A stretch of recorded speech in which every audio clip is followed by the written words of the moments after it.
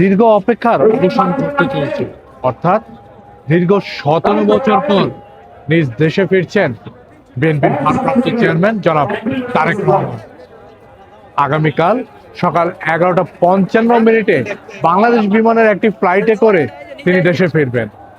এই মুহূর্তে আমরা রয়েছি দেশে ফেরার পর 300 ফিটে যে সংবর্ধনা জনাব তারেক রহমানকে সেই স্টেজের এখানেই আগামীকাল এসে সংক্ষিপ্ত ভাষণ দিবেন। এই ভাষণ দেওয়ার পরেই তিনি চলে যাবেন তার মমতাময়ী মায়ের কাছে। আমরা আমার ক্যামেরার সাহায্যে একটু দেখাতে চাচ্ছি এখানকার অবস্থান।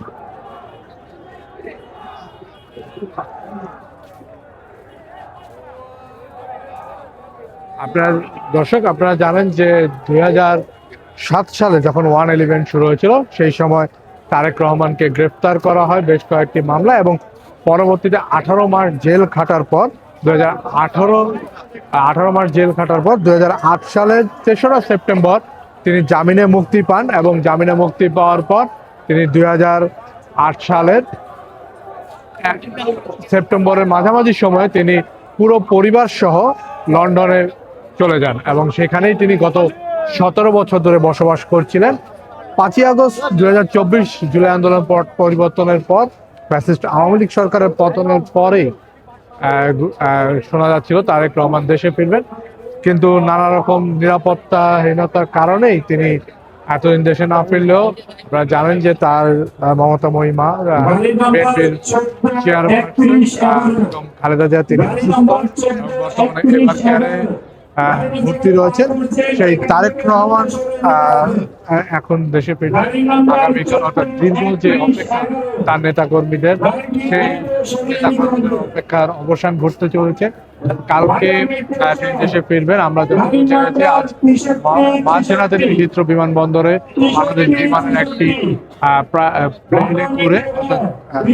প্লেনে করে তিনি আসবেন, এবং তিনি প্রথমে সিলেটে তার ট্রানজিট হবে, সেখানে কিছুক্ষণ বিমানটি অবস্থান করে ঠিক 11টা 55 অর্থাৎ বাংলাদেশ সকাল 11টা 55 তিনি ঢাকার শাহজালাল আন্তর্জাতিক বিমানবন্দরের রানওয়ে বিমানটি টাচ করবেন, এবং সেখান থেকে তিনি বের হবেন। বের হয়ে সড়ক পথে তিনি এই 300 ফিটের এই জায়গাটিতে আসবেন, এখানে সংক্ষিপ্ত ভাষণ দিবেন, এবং এই ভাষণ শেষে তিনি চলে যাবেন এভার কেয়ার হাসপাতালে, যেখানে রয়েছেন তার মা ভর্তি রয়েছেন, সেখানে থাকবেন, এবং সেখান থেকে তিনি যাবেন গুলশানে, যেই বাসভবনটি তার জন্য রেডি করা হয়েছে, সেই বাসভবন, সেখানে তিনি অনেকক্ষণ থাকবেন। আপনারা একটু বলে রাখি, তারেক রহমানের এই 3 দিনের যে কর্মসূচি, সেই 3 দিনের কর্মসূচিটা একটু বলে রাখি। কালকে তিনি দেশে আসার পর পরের দিন জুম্মার নামাজের পর তিনি যাবেন তার বাবার কবর জিয়ারত করতে, এবং সেখান থেকে তিনি যাবেন স্মৃতিসৌধ শহীদদের স্মৃতিতে পুষ্পক শ্রদ্ধা জানাতে। এরপরে তিনি পরের দিন তিনি চলে যাবেন, অর্থাৎ 27 তারিখ তিনি যে শিডিউল রয়েছে সেই শিডিউল অনুযায়ী তিনি যাবেন শহীদ ওসমান হাদির কবর জিয়ারত করতে, অর্থাৎ যাকে যিনি গত কয়েকদিন আগেই সন্ত্রাসীদের গুলিতে নিহত হয়েছেন, সেই ওসমান হাদির কবর জিয়ারত করবেন। তারপরে কিন্তু তিনি যে জুলাই আগস্টে যারা পঙ্গুত্ব বরণ করেছেন বা যারা হাসপাতাল চিকিৎসাধীন রয়েছেন তাদের সাথে তিনি দেখা সাক্ষাৎ করবেন। তো এই 3 দিনের এই কর্মসূচিকে ঘিরে প্রচুর নিরাপত্তা ব্যবস্থা করা হয়েছে। আমরা শুনেছিলাম যে এসএসএফ এর একটা নিরাপত্তা ব্যবস্থা দেওয়া হতে পারে, বাট সেই আশঙ্কাটি আজকে বিএনপির স্থায়ী কমিটির সদস্য সালাউদ্দিন একটি প্রেস ব্রিফিং এ বলেছেন যে এরকম কোনো কিছু হবে না, কিন্তু সরকার সর্বোচ্চ রকমের নিরাপত্তা দেওয়ার চেষ্টা করছে। আমরা জানি র্যাব, পুলিশ, আনসার থেকে শুরু করে সেনাবাহিনী পর্যন্ত এই তারেক রহমানের আসার ক্ষেত্রে পুরো রাজপথে নিরাপত্তার দায়িত্বে থাকবেন, এবং তারা নিরাপত্তার চাদর পুরো ঘিরে ফেলবেন। এবং আরেকটি জিনিস বলে রাখি, তারেক রহমান যখন এই ফ্যাসিস্ট সরকারের আমলে তার প্রায় 80টির উপরে মামলা ছিল, এবং সেই মামলাগুলো একের পর এক যে মিথ্যা প্রমাণ করে তার মামলার নিষ্পত্তি দেওয়ার পর কিন্তু তিনি আজকে সবকিছু শেষ করে আজকে দেশে ফিরছেন। আমরা কিছুক্ষণ আপনাদেরকে দেখাতে যাচ্ছি যে তারেক রহমান আসবেন আগামীকাল, কিন্তু এরই মধ্যে পুরো এই 300 ফিটের এই মঞ্চ ঘিরে আপনার প্রচুর নেতাকর্মীদের সমাগম হয়েছে। আমরা দেখেছি কিছুক্ষণ আগে দুপুর নাগাদ মির্জা আব্বাস তিনি এসেছেন ঢাকা 18 আসনে এমপি পদ প্রার্থী এস এম জাহাঙ্গীর, তিনিও এসেছেন। অর্থাৎ সবকিছু মিলে একটি মানে সম্পূর্ণ পরিবেশ নেতাকর্মীদের নেতাকর্মীরা এখানে এসেছে। তারা এখানকার আমি একটু আবারও দেখানোর চেষ্টা করছি সাহায্যে।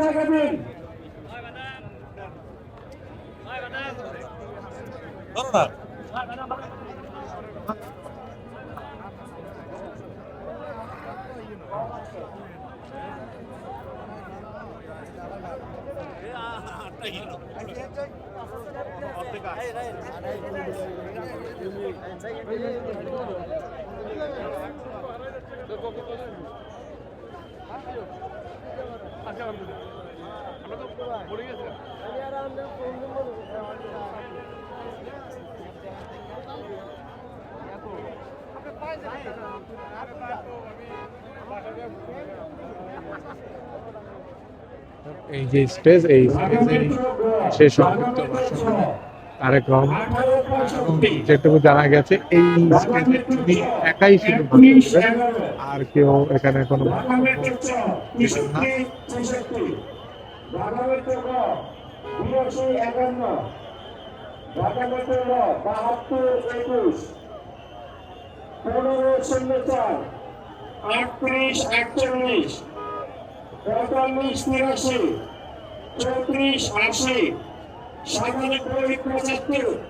মোটরসাইকেল এবং মাইক্রোবাস দ্রুত সরিয়ে নিতে হবে। মোটরসাইকেল এবং মাইক্রোবাস দ্রুত সরিয়ে নিতে হবে। অ্যাম্বুলেন্স আছে, দ্রুত সরিয়ে নিতে হবে। এই ভাই গাড়ি চালানোর জায়গা দিতে হবে। এই যে গাড়ি চালানোর জায়গা দেন, গাড়ি চালানোর জায়গা দেন। আরে কত বুঝি না তুই আইলে আয় এসে যাইলে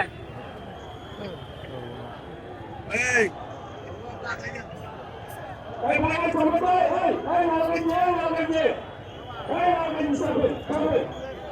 এই চলবে রে ভাই। যেখানে দাঁড়িয়ে আছে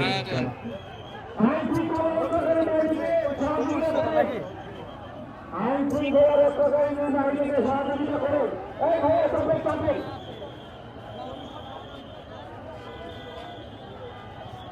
সামনে আয়।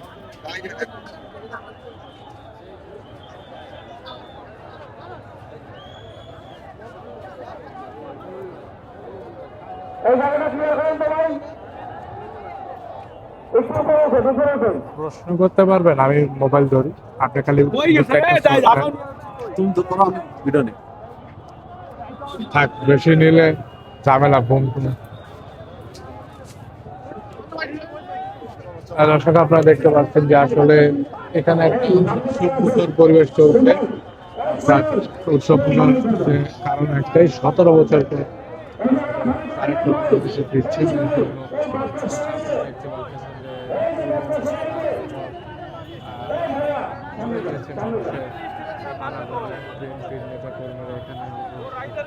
রয়েছেন নানা স্লোগানে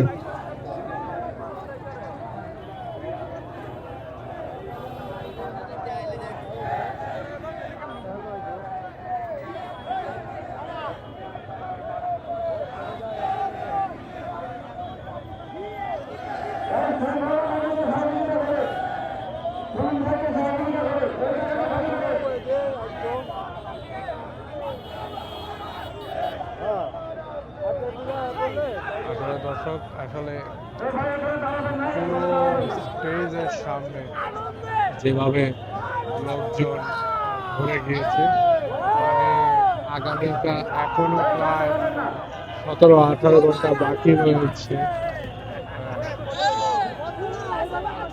কিন্তু তারেক রহমানকে বরণ করার জন্য ইতিমধ্যেই কিন্তু তার নেতাকর্মীরা এই স্টেজের সামনে চলে আসছে। এখন দেখি মানে মানুষজন ঘিরে ধরেছে।